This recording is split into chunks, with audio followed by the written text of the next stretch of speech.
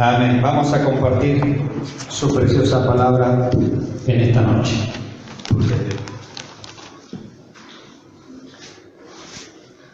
Nuestra pastora nos va a acompañar allí con la proyección allí del texto, ¿sí? Para quien no lo tenga a mano, el texto. También de paso porque la versión que estoy utilizando cambia alguna palabra nada más, entonces para que nadie se nos confunda, ¿sí? Levítico capítulo 19 dice la palabra del Señor: y habló el Señor a Moisés diciendo: habla a toda la congregación de los hijos de Israel y diles: santos seréis, porque santo soy yo, el Señor vuestro Dios. Hasta ahí por ahora, luego seguimos compartiendo la palabra del Señor.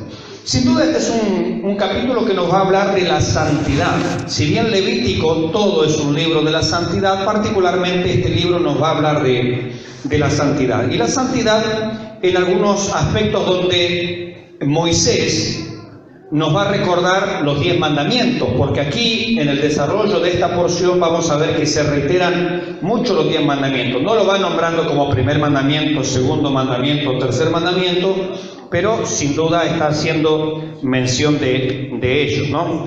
Bien, y fíjense que en primer lugar tenemos en el versículo 1, habló el Señor a Moisés diciendo: habla a toda la congregación, habla a todo el pueblo de Israel. Mis hermanos, las instrucciones que Dios da son instrucciones para todos. No son instrucciones para algunos, no son instrucciones para el sacerdote, no son instrucciones para el hijo del sacerdote, no son instrucciones para los músicos o cantores, sino que la instrucción es para todo el pueblo de Dios. Cuando Dios habla, mis hermanos, todos quedamos bajo el mandato del Señor. Aquí es absolutamente claro, Dios habla a través de Moisés, ¿cierto? Y Moisés le comunica a Aarón. Y lo que Dios va a decir, lo que Dios va a hablar, es justamente para todo el pueblo. Es que, mis hermanos, nadie puede salir de fuera de la palabra del Señor. No hay nadie que pueda decir: bueno, yo establezco mis leyes, yo establezco mi propia manera, mis formas. No. Uno pudiera ignorar la ley de Dios, pero sin duda la ley de Dios se va a aplicar igual. Uno podría ignorar la ley de la gravedad, pero la ley de la gravedad se sigue aplicando. Basta con subirse arriba al techo y probarlo, ¿cierto? Es decir, yo puedo no creer en la ley de la gravedad, pero la ley de la gravedad existe y se aplica. Yo puedo no aceptar o no creer en la ley de Dios, en los mandamientos de Dios, pero sin embargo sus mandamientos y sus palabras se van a aplicar igual. Inexorablemente la ley del Señor se aplica a cualquier persona. Y esta instrucción obviamente es para toda la nación. Todos quedaban bajo este reglamento, bajo esta forma. Hay un detalle muy importante que no hay que pasar por alto, que cuando Dios dio toda esta serie de mandamientos, no estoy hablando de los 10 mandamientos, sino todo lo que implica la ley, el resto, ¿cierto? El resto de mandamientos, el resto de normas, tiene que ver puntualmente con la nación de Israel. Es decir, no hay en ningún lado que se nos diga que esta serie de leyes eran para los no judíos. No, era una ley específicamente para el pueblo judío. ¿A qué quiero llegar con esto?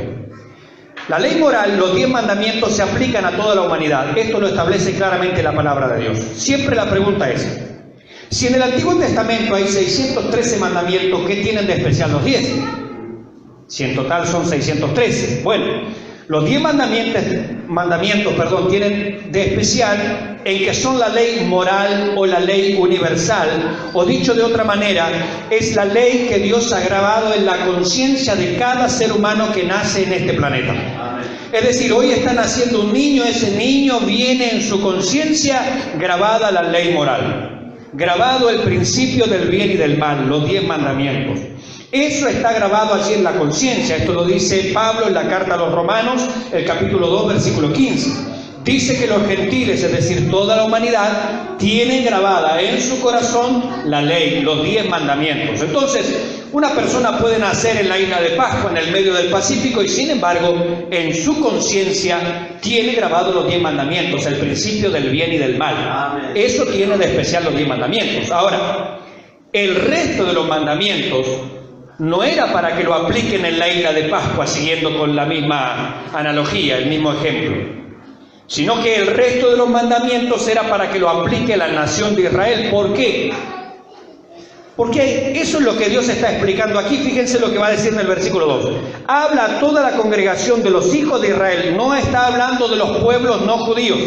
No está hablando de los que vivían en Damasco, los que vivían en Roma, los que vivían, no sé, donde usted quiera, en cualquier parte del mundo. Esta ley era para los hijos de Israel, era para el pueblo judío. Por eso es un grave error, mis hermanos, ya que estamos con ese tema. Es un grave error aplicar la ley incluso a la iglesia. Porque la iglesia no es Israel, porque la iglesia no es la nación de Israel. La nación de Israel está allí en Medio Oriente. Entonces la Biblia es clara, siempre fue claro en este sentido. El problema es cuando nosotros mezclamos la teología y mezclamos los destinatarios del mandamiento. Yo podría decir, Pastor Daniel, en Inglaterra, ¿sabés que se maneja por no el lado derecho, sino por el lado izquierdo? Y vos cometiste una infracción viniendo por el lado derecho. ¿Cuál sería la respuesta? Esa ley es para Inglaterra y nosotros no estamos en Inglaterra. O sea, esa ley es verdadera, existe, pero se aplica en otro país, no en nuestro país, no en la Argentina. Entonces, aplicar la ley a la iglesia es un grosero error. La Biblia dice claramente, habla a toda la congregación de los hijos de Israel y diles. ¿Qué le va a decir? Santos seréis, porque santo soy yo, el Señor vuestro Dios. Y si nosotros buscáramos un sinónimo de santo, podríamos decir distinto. Dígale al que está al lado, usted debe ser distinto. ¿Me puede dar un chiquitito más? Dígale una vez más, por favor. Tú eres distinto. Dígale ahora, estás llamado a ser distinto. Porque eso es lo que significa la palabra santo. Significa distinto, significa diferente, significa apartado, significa puesto a un lado, sacado del montón, del grupo. Entonces Dios le está diciendo a la nación de Israel, ustedes tienen que ser un pueblo distinto del resto de las naciones. Israel no se debía conducir de acuerdo a los parámetros y leyes y costumbres y normas de las naciones alrededor. No, Dios le está diciendo, ustedes son un pueblo distinto. Amén. Algún israelita podría decir, ¿y por qué? Dios le dice, porque yo soy distinto. Yo no soy igual, es lo que Dios está transmitiendo acá a la mente del israelita. Yo no soy igual que Moloch, no soy igual que Nimrod, no soy igual que Astarot, no soy igual que Zeus, no soy igual que no sé qué Dionisio, que Baco, el dios del vino ese, que a muchos les gusta, ¿no? Son idólatras de Baco. Bueno, lo que Dios les está diciendo es, yo soy un Dios distinto. Yo no soy igual que los otros dioses, por lo tanto, como yo soy distinto, yo soy un Dios exclusivo que no tiene nada que ver con lo que la gente, lo que el mundo llama dioses, ustedes también no tengan y no vivan de acuerdo a los parámetros que la demás gente vive. Esto, hermanos, hay que recordarlo siempre. Pablo, en la carta a los Romanos, en el capítulo 12, nos va a decir, no os conforméis ¿a qué? A este siglo. Es decir, el creyente no debe tomar la forma, no debe tomar el molde de la sociedad. Lo que la sociedad hoy llama bueno, no necesariamente es bueno. Lo que la sociedad hoy llama malo, no necesariamente es malo. Mire, hay un proyecto, estos días me enteraba, una tremenda aberración. Es un proyecto de un partido que está por ganar las elecciones, el que le entienda, dice la Escritura. No es una crítica en particular a ese partido porque yo soy del partido contrario, no, yo soy de Jesucristo, está claro. No tengo afiliación política, nada, lo uso como ejemplo, ¿sí? Bien, pero hay un proyecto del partido gobernante que es cambiar el preámbulo de la Constitución argentina. El preámbulo de la Constitución invoca a Dios como fuente de toda razón y justicia, es decir, ¿cuál es el fundamento? ¿Cuál es el trasfondo? ¿Quién determina qué es bueno y qué es malo? Dios. Eso lo dice el preámbulo de la Constitución de la Nación Argentina. Cuando se reunieron allí para poner las bases de la nación, dijeron allí, Dios es fuente de toda razón y justicia. Hay un proyecto que estos días lo leían en una emisora no cristiana que se dedica a los aspectos políticos.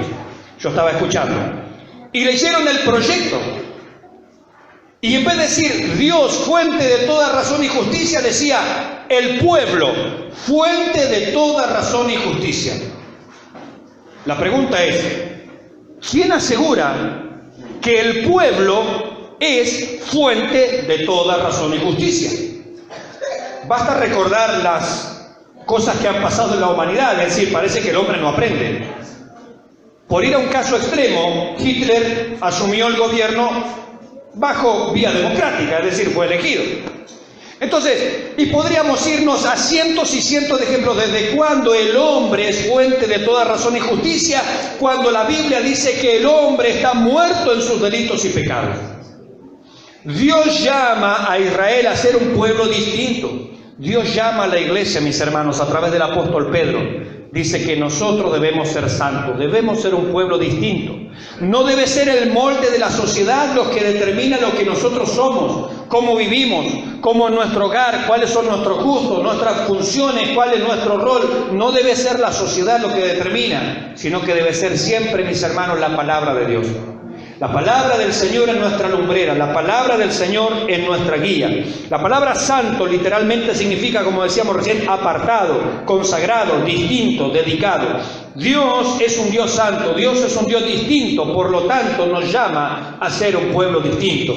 En la antigüedad llamó a Israel a ser un pueblo distinto. No debía Israel vivir como el resto de las naciones. Es más, les advierte. Y hoy lo leíamos en la lectura del profeta Ezequiel. Por haber hecho las cosas como las demás naciones, haberse contaminado, es que Dios también los trataba como las demás naciones. Es decir, cuando el pueblo de Dios se mimetiza con el mundo, sufrirá las consecuencias de parte de Dios. Cuando la iglesia se mimetiza con el mundo, mis hermanos, sufrirá las consecuencias de parte de Dios. Dios aplicará su disciplina porque nadie escapa a la mano del Señor. La Biblia dice, Dios juzgará a su pueblo. Dios lo juzgará. Amén. Dice el apóstol Pedro también, mis hermanos, que el juicio de Dios comienza por los hijos de Dios. Amén. Comienza por la casa de Dios. Es decir, antes de que Dios juzgue a este mundo. ¿Cuántos dicen amén? Dios juzgará a este mundo. Amén. Amén. Dios va a juzgar a este mundo. Viene la gran tribulación sobre toda la humanidad. Pero antes de que Dios juzgue al mundo, Él va a juzgar a sus hijos. Él aplica disciplina hoy en la iglesia, disciplina espiritual. Él aplica disciplina, mis hermanos, de distintas gravedades, o con enfermedad, o con debilidad, o aún con la muerte, mis hermanos, como fue el caso de Ananías y Zafira, o de algunos creyentes en Corinto que tomaron la cena del Señor indignamente. Es decir, Dios juzga a su pueblo. ¿Por qué? Porque Dios es santo, Dios es un Dios distinto y quiere un pueblo distinto. Quiere un pueblo, mis hermanos, que sea sal y luz en esta tierra. Un pueblo absolutamente distinto. La santidad, mis hermanos, en el Antiguo Testamento tenía que ver con el uso exterior, con las formas, es decir, con el ritual. Con eso tenía que ver la santidad. Pero la santidad del Antiguo Testamento no le otorgaba poder al israelita en el interior. Es decir, nosotros tenemos una naturaleza pecaminosa. El salmista David dice, en pecado fui concebido, en maldad fui concebido, en pecado me concibió mi madre. Es decir, desde el vientre de mi madre yo tengo una naturaleza que me lleva hacia el pecado. No hay una persona, mis hermanos, que no tenga esta inclinación. Toda persona en esta tierra, si no mire, analice su hijo, el que tiene hijos, su nieto, un vecino, usted mismo cuando era chico. ¿Alguien le enseñó a usted clases de desobediencia? Le dijo su mamá, bueno hijito, hoy te voy a explicar lo que es la obediencia y mañana te voy a explicar lo que es la desobediencia. No, la desobediencia se trae naturalmente. Amén. La Biblia dice, la necedad está pegada a la espalda del muchacho, es decir, hay que sacarla ahí con una espátula, por decirlo de alguna manera. La necedad está pegada a la espalda del muchacho. Dice la Escritura en el libro de los Salmos también que los impíos, ¿y quién era impío? Todos.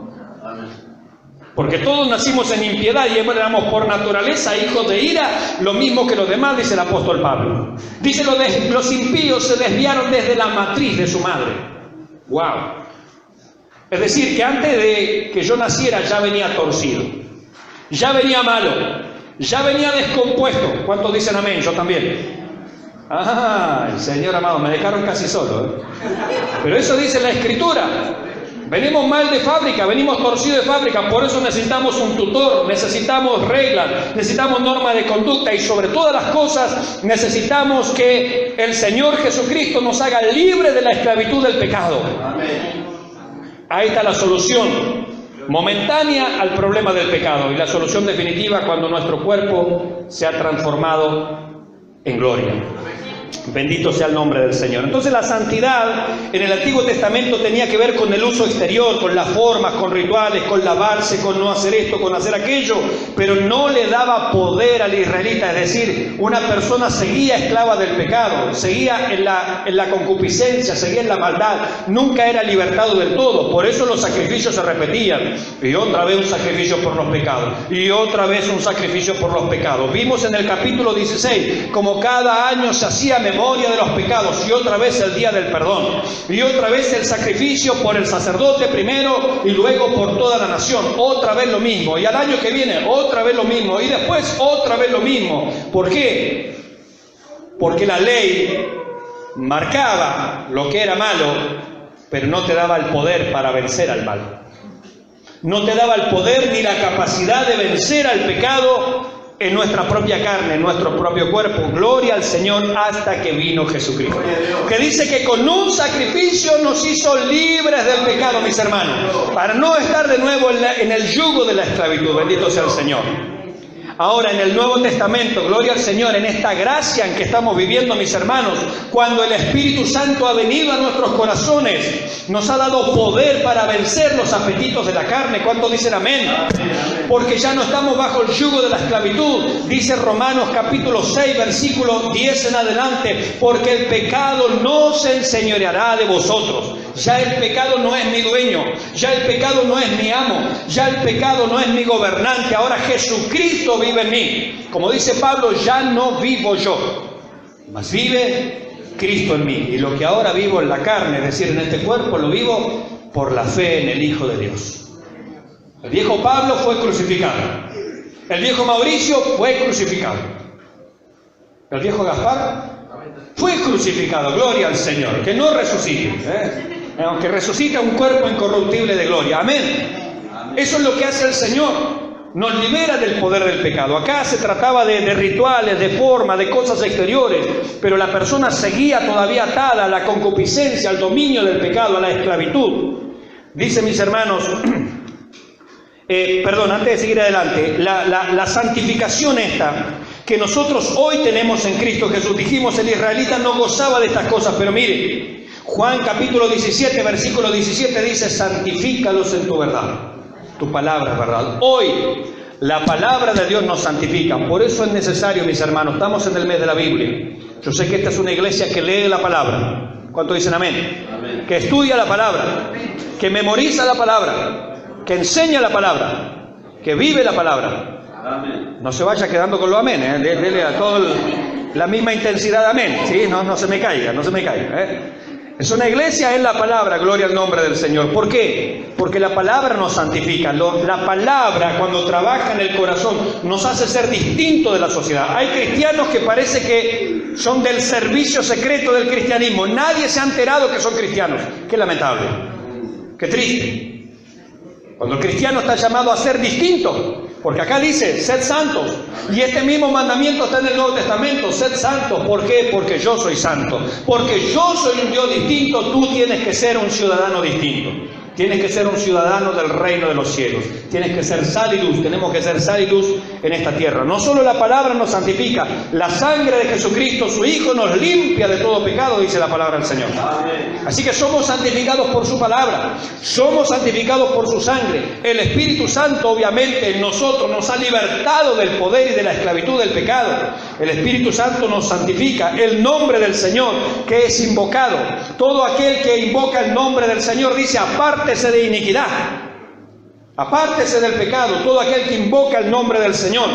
Y también la disciplina. Hebreos capítulo 12, versículo 10 dice que el Señor nos disciplina, ¿para qué? Para que participemos de su santidad. Gloria al Señor. Cuando Dios nos disciplina, mis hermanos, ¿sabe para qué es? No porque le gusta que nosotros tengamos nuestra conciencia allí marcada de un cintazo divino, no. Dios no se complace en la disciplina, pero la disciplina es necesaria. ¿Para qué? Para que participemos de su santidad, dice la palabra del Señor. Así que, mis hermanos, dejemos que Dios actúe, que su palabra actúe, dejemos que el Espíritu Santo actúe en nuestra vida. Antes, simplemente a los israelitas se los mandaba. Ahora, en el Evangelio, el Espíritu Santo mismo nos ayuda. Allá se mandaba, acá se nos ayuda. Fíjese qué tremenda diferencia. En el pasado nosotros fuimos santificados. ¿Cuándo? Cuando fuimos separados del mundo y del pecado. ¿Recuerda usted ese día? Cuando usted tal vez, no sé, estaba en su casa, en una campaña evangelística, en una iglesia, no sé dónde, no sé cómo, pero el mensaje del Evangelio llegó a su vida y usted le dijo: Señor, te recibo en mi corazón, me arrepiento, soy pecador, entra en mi vida, Señor. ¿Se acuerda de ese día? De mil maneras pudo haber sido. En mi caso fue en una campaña evangelística cuando yo tenía 13 años. Allí el Señor tocó mi corazón, allí fui santificado. Dios me dijo: te quiero como una persona distinta. Como un joven de 13 años, pero distinto a este mundo. Fui santificado una vez, pero hoy en día sigo siendo santificado, porque la palabra de Dios me enseña. Y como dice la Escritura, y todo aquel que tiene esta esperanza de la venida del Señor, ¿cuánto esperan al Señor? Amén. Todo aquel que tiene esta esperanza se purifica, se santifica a sí mismo, como Él es puro. Sí, Señor. Amén. Por eso nos santificamos cada día, por eso nos limpiamos cada día. En el pasado fuimos santificados, en el presente somos santificados. ¿Y sabe qué? En el futuro directamente amaneceremos a la perfección y a la gloria de nuestro Señor. Será una santidad absoluta y definitiva, mis hermanos. Gloria al Señor por lo que Él ya está haciendo. Mire lo que dice el versículo 13. Cada uno temerá a su madre y a su padre. ¿Cómo dice esta versión? Versículo 3, ahí está. Cada uno temerá a su madre y a su padre, guardaréis yo, Jehová, vuestro Dios. Bueno, es muy parecida a esto, ¿cierto? Cada uno lo temerá. Acá nos está hablando, por supuesto, de la honra, ¿cierto? La santificación que tiene que ver con nuestros progenitores. La santidad reflejada en el respeto y en la honra que nuestros progenitores se merecen. Debemos ser distintos. Amén. Este mundo está lleno de gente que no respeta a nadie. ¿Sí o no? Amén. No respetan la autoridad. ¿Ha visto estos días lo que ha pasado en nuestro país? Nadie respeta la autoridad, nadie respeta absolutamente nada, nadie respeta la propiedad privada, nadie respeta la propiedad estatal, nadie respeta el deber de trabajar, porque hay que ir a trabajar. Amén.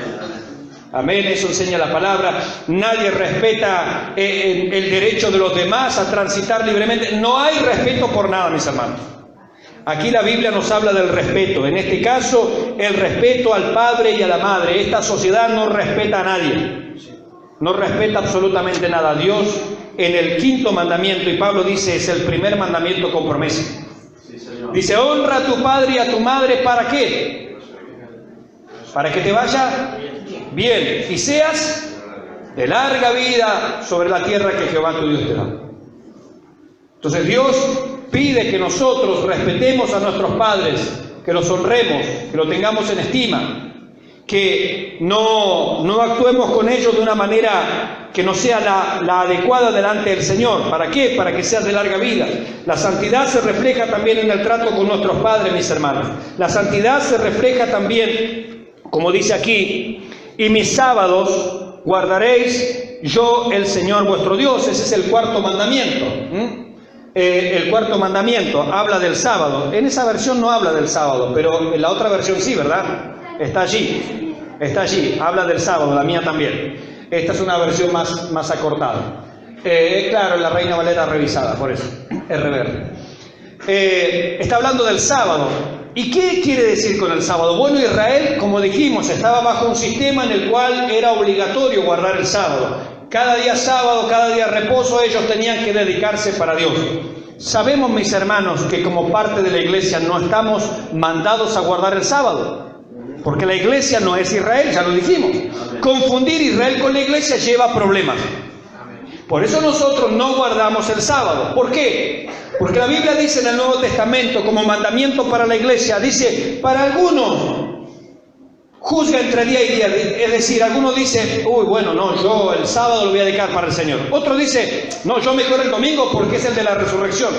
Pero resulta que el que trabaja sábado y domingo porque trabaja en una empresa de seguridad no puede ni el sábado ni el domingo, y él guarda el lunes. ¿Y los peluqueros qué día guardan? El lunes. Y por ahí otro que tiene estos trabajos, ¿no?, de seguridad, sobre todo, que por las fuerzas de seguridad, que tienen días seguidos y por ahí de vez en cuando le dan un franco. Bueno, a veces les toca el martes, a veces el jueves, a veces el viernes. Hermano, no importa qué día, pero hay que apartar tiempo para Dios. Amén. Sí, Señor. Por eso Pablo dice, alguno hace diferencia entre día y día, otro juzga iguales todos los días. Sí, Señor. Lo importante, dice Pablo, es que no nos juzguemos. Lo importante es tener tiempo para Dios. Mis hermanos, hoy nosotros estamos reunidos aquí, no porque el domingo tenga algo especial. ¿Qué tiene de distinto el domingo que el viernes? Tiene 24 horas, este no tiene 25, ¿verdad? El sol sale por el oriente y se esconde por occidente. El viernes también. Hay horas de luz y hay horas de oscuridad. El jueves, usted sabe que también, no sé si se ha dado cuenta que el jueves es más o menos como el domingo. Es decir, son iguales, hermanos. No es un día místico, no es un día que tenga una propiedad especial. Uy, el domingo yo siento la presencia de Dios. Buenísimo se siente la presencia de Dios, pero la puede sentir el martes en la oración, cuando dicen amén. El martes de la oración también se puede sentir la presencia de Dios. Amén. Hermano, el día en sí no tiene nada de especial. Lo importante es que apartemos tiempo para Dios. Apartemos un tiempo y que sea un tiempo sagrado, un tiempo en que nada nos interrumpa. Mire, mis hermanos, en este momento no estamos para atender el WhatsApp, no estamos para ver el Facebook, no estamos para ir a la plaza a tomar mates. Y hay tiempo para todo, ¿verdad? Porque no nombré hasta aquí ningún pecado. Hay tiempo para todo, pero este tiempo, este espacio es para Dios. En este espacio, en este tiempo, solo estamos para el Señor, porque ese es el principio. A Israel se le marcó un día, el sábado, porque les recordaba la creación, el día en que Dios reposó de sus obras. A nosotros se nos recuerda que Jesucristo es el descanso para nuestras vidas. El que viene a Jesucristo ya no obra, descansa en aquel que salva, en aquel que obró por nosotros para que nosotros pudiéramos descansar. Hoy, ¿sabe qué hago yo? Descanso en Cristo. No obro para ser salvo. No hago obras para ganar la salvación. No hay obra que yo pudiera hacer. Hay una sola obra que me ha salvado. Es la obra de la cruz del Calvario. Amén. Sí, Señor. Descanse en esa obra. El autor a los Hebreos nos habla exactamente de eso. Que el que ha venido a Jesucristo ya descansa. No está buscando la salvación, la ha encontrado. Ha hallado a Jesucristo y en Él descansa, mis hermanos. En Él puede descansar, en Él puede reposar. Pero hablando de los días de la semana, tiene que haber un tiempo para Dios. Un tiempo en el cual nosotros podemos estar, mis hermanos, apartados para el Señor. Versículo 4 dice, no os volveréis a los ídolos, ni haréis para vosotros dioses de fundición. Yo soy el Señor vuestro Dios. La santidad acá la vemos reflejada, mis hermanos, en el monoteísmo.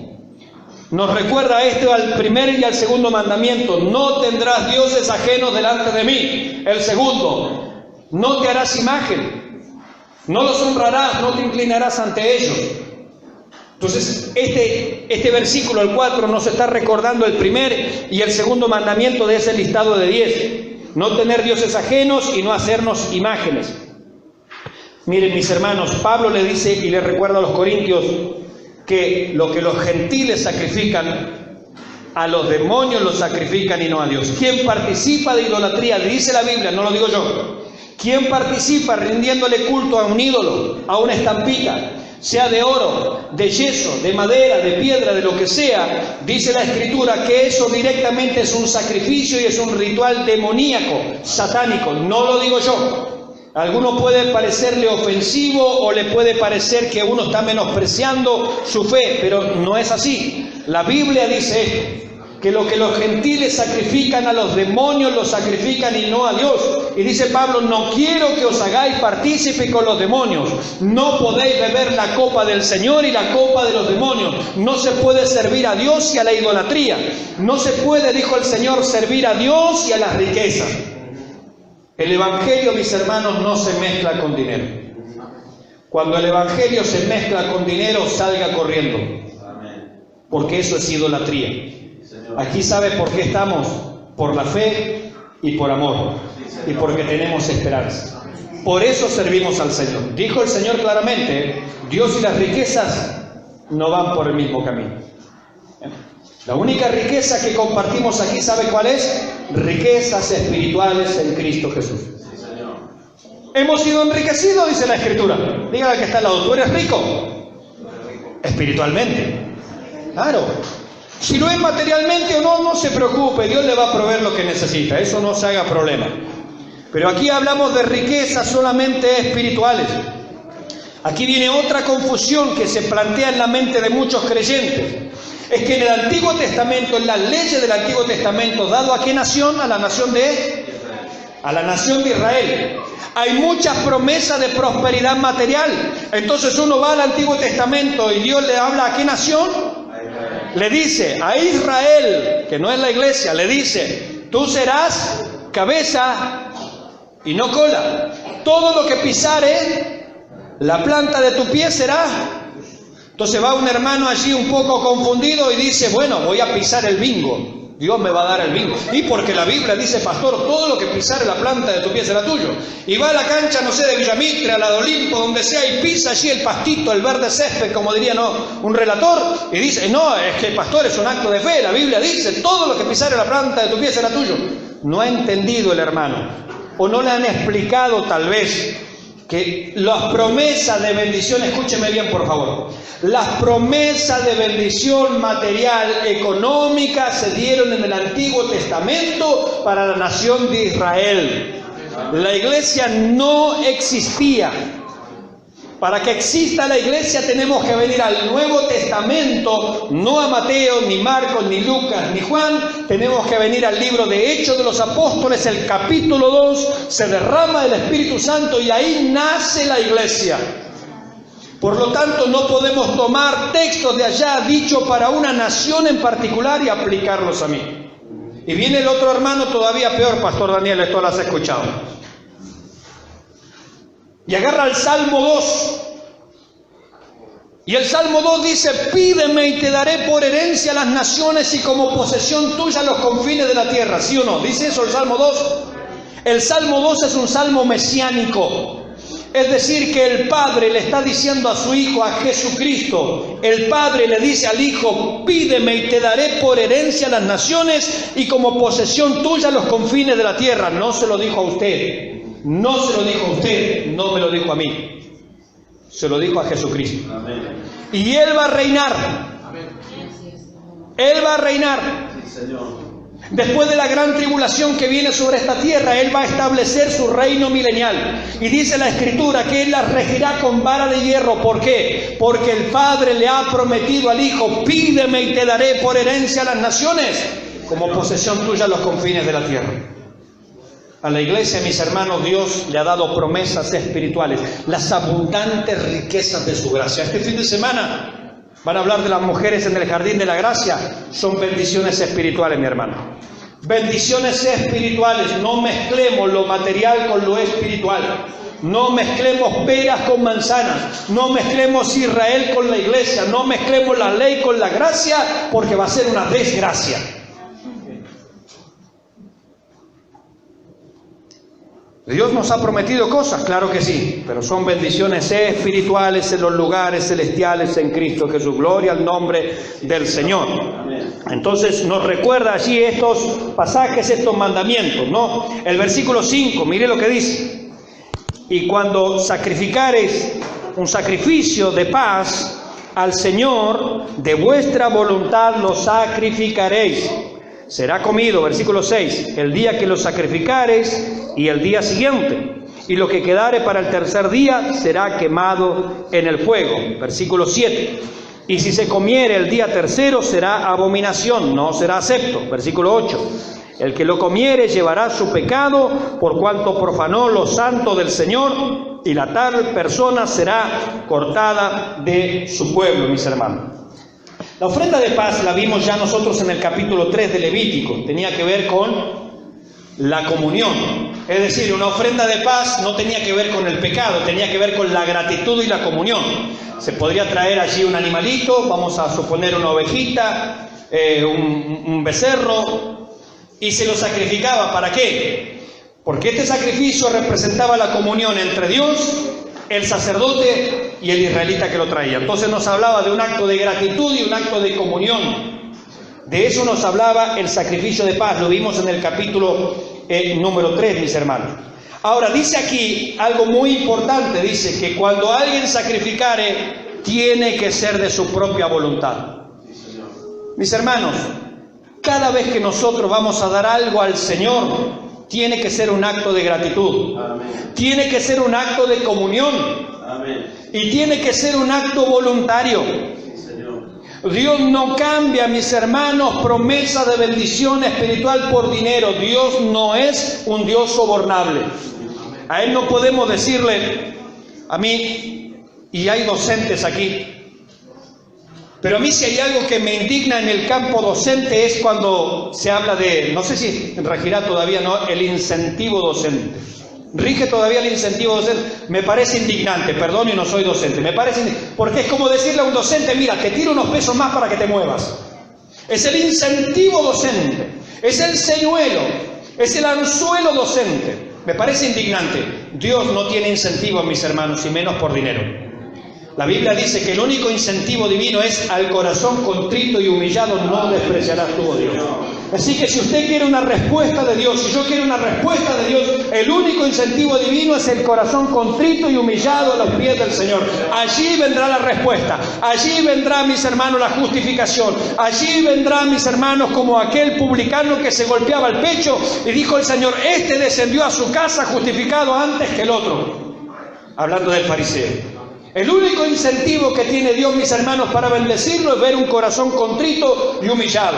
Amén. Ese corazón le agrada. Cuando querramos respuesta de Dios, humillémonos delante de la poderosa mano del Señor y Él os exaltará cuando fuere tiempo, dice la palabra del Señor. Gloria al nombre del Señor, mis hermanos. Aquí es algo voluntario. Mire, allí en la iglesia, en 1810, estábamos compartiendo el libro del Génesis. Y estos días compartíamos justamente cuando Abraham viene de la derrota. Derrotó a los reyes invasores, recuperó a Lot, a su familia, sus ganados, sus bienes, lo trae todo. La sale al encuentro Melquisedec.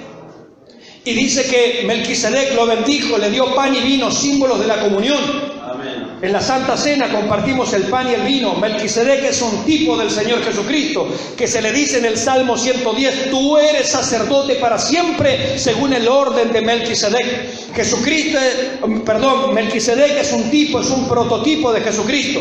Y viene Abraham allí, luego de participar de la comunión, voluntariamente, con gratitud en su corazón, dice que apartó el diezmo de todo lo que traía y se lo dio a Melquisedec, que significa rey de justicia, y era el rey de Salem, es decir, el rey de Jerusalén, la ciudad de la paz. Amén. Y esa es la actitud que nos queda a nosotros, mis hermanos, cuando vamos a dar. Hoy todavía en este culto no hemos tomado la ofrenda. Yo le digo que cuando se tome la ofrenda tiene que ser un acto de gratitud. Amén. Tiene que ser un acto voluntario. Tiene que ser un acto de generosidad, mis hermanos, porque de tales sacrificios agrada a Dios. Amén. Sacrificios que vienen del corazón. Cuando Abel ofreció un sacrificio, dice la Escritura, y miró con agrado Dios a Abel y a su ofrenda. Cuando el corazón es correcto, la ofrenda es correcta. Podemos ofrecerle a Dios, como dicen en algunos lados, pasen los de 1,000 pesos, después pasen los de 500, después pasen los de 200, pasen los de 100, los de 50 no, quédense sentados, ¿qué van a hacer todos? No, mis hermanos, no. Cuando el corazón es correcto, la ofrenda es correcta. Amén. Cuando el corazón es correcto, la dádiva es correcta. Cuando el corazón es correcto, la primicia que le traigamos a los pastores es correcta. El que quiere dar una primicia, ahora es voluntario. Es un acto del corazón. Es un acto de la espontaneidad de un corazón agradecido. ¿Cuántos están agradecidos aquí? Amén. Pues la gratitud hay que demostrarla. No le podría yo decir a mi hermano Gaspar, sepa usted, mi hermano Gaspar, qué gozo que tengo en esta noche. Me desborda. Es una cosa impresionante. Es contagioso. No, es lo más ridículo que he escuchado. Es decir, la alegría y el gozo no se pueden disimular. Y es más, son contagiosos, ¿sí o no? Cuando usted ve a una persona que se está riendo, usted no sabe ni de qué se ríe, pero ¿qué sucede en usted? Se contagia porque la alegría es contagiosa. El gozo del Señor es nuestra fortaleza, es el gozo de Dios, es el gozo de ser salvos, mis hermanos. Como dice un viejo himno, damos gracias por ser salvos y nuestra alma siente gratitud. No tanto. Nuestra alma siente gratitud, mis hermanos, si venimos al Señor y le entregamos nuestro corazón. Cuando viene nuestro corazón, todo lo que viene atrás a Dios le agrada. Amén, sí, Señor. No se trata de la cantidad. Vino una viuda que tenía 2 monedas y Dios se agradó de la viuda, el Señor se agradó. No se trata de la cantidad, no nos engañemos. Ahora, si usted tiene cantidad y da 2 monedas, bueno, se ve que no hay mucha gratitud, ¿cierto? Porque ¿qué dice también la Escritura acerca del dar? Dice, por ejemplo, mire, que no debemos dar ni con tristeza ni por necesidad. ¿Dios ama a quién? Al dador alegre, claro. Ahora también dice que debemos dar periódicamente, porque dice, cada primer día de la semana, cada uno aparte algo. Amén. Ahora, también debe ser proporcionalmente, porque dice, según haya prosperado, es decir, esta semana puedo dar 5. Pero la semana pasada podía haber dado 20. Según haya prosperado, Dios no le está poniendo allí una condición que usted no pueda hacer, ¿no? Es una actitud del corazón, es una actitud de liberalidad, es una actitud proporcional.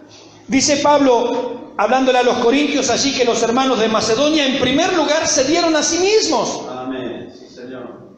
Dice, aunque tenían una profunda necesidad y una extrema pobreza. No hace falta ser rico, mis hermanos, para agradarle a Dios. Para agradar a Dios necesitamos, como decíamos recién, ese espíritu quebrantado, ese espíritu humillado, esa actitud sumisa delante del Señor. Y también cuando vamos a dar, damos silenciosamente, porque dijo el Señor, no sepa tu izquierda lo que hace tu derecha. Es decir, no toques trompeta hoy, hermanos, quiero que venga el tesorero, venga la hermana tesorera, la hermana Raquel, y anote por favor, porque no sabe el diezmo que voy a dar esta noche. No, hermanos, no hay necesidad. Dios lo tiene anotado. Él lo sabe. Él lo va a recompensar. Tu Padre que ve en lo secreto, te recompensa en público. No hay ningún problema para Dios. Entonces dice que será de su propia voluntad. Ahora, para ir finalizando, no quiero alargarme tampoco. Dice aquí en cuanto al dar, el versículo 6, será comido, porque este era un animalito que se traía, cierto, en ese momento. Dice, el día que lo sacrificares y el día siguiente. Acuérdense que este animalito se sacrificaba, una parte se quemaba en el altar, es decir, era la parte de Dios. La parte de las entrañas, la grosura, esto lo vimos en el capítulo 3, la grosura, los chinchulines, los riñones, toda la parte, digamos, ¿cómo se llamaría eso? Intestinos, las entrañas, todo eso se quemaba, es decir, y eso es lo que se consideraba lo más rico y lo más nutritivo, bueno, en el pensamiento de ellos, ¿no? Yo no digo que sea feo, pero por ahí me gustaría otra parte del corderito. Bien, bueno, pero en el pensamiento oriental eso era lo mejor, lo de adentro, lo más íntimo, eso era del Señor, eso se quemaba en el altar. Ahora el resto se lo comía el sacerdote, el hijo del sacerdote y el que traía el animalito. Por eso hablaban de gratitud y de comunión. Y se tenía que comer ese día, a lo sumo el día siguiente si sobraba, pero ya para el tercer día no, dice Dios, no es acepto. Ahora, ¿por qué? Hay aquí un principio, por supuesto, para ir finalizando, un principio espiritual. Porque el tercer día, mis hermanos, como estos sacrificios siempre prefiguran a Cristo y la obra del Calvario, el tercer día es el día de la resurrección. Amén. Es el día en que Jesucristo resucita. Por lo tanto, en esa espera maravillosa, de 2 noches allí o de 2 días, mis hermanos, uno participa justamente del sacrificio. Pero el tercer día es el día de la gloria, es el día del sacrificio. Por eso Dios dice, el tercer día no lo coman. Primer y segundo día nomás. Podemos participar, mis hermanos.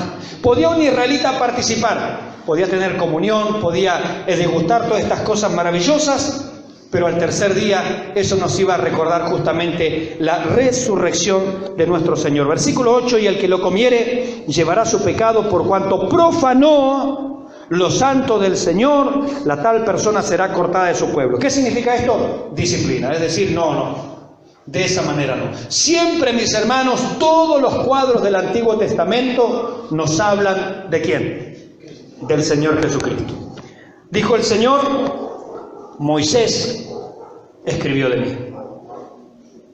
Quien es enseñado por Dios en la palabra de Dios, ¿sabe en quién va a terminar? ¿A los pies de quién? a los pies de Jesucristo. Sí, Señor. Nosotros vemos estas enseñanzas y todas estas enseñanzas nos llevan a los pies del Señor. Amén. A decir, gracias Señor por tu obra. Gracias Señor por lo que tú has hecho por nosotros. Y alabamos y bendecimos el nombre del Señor.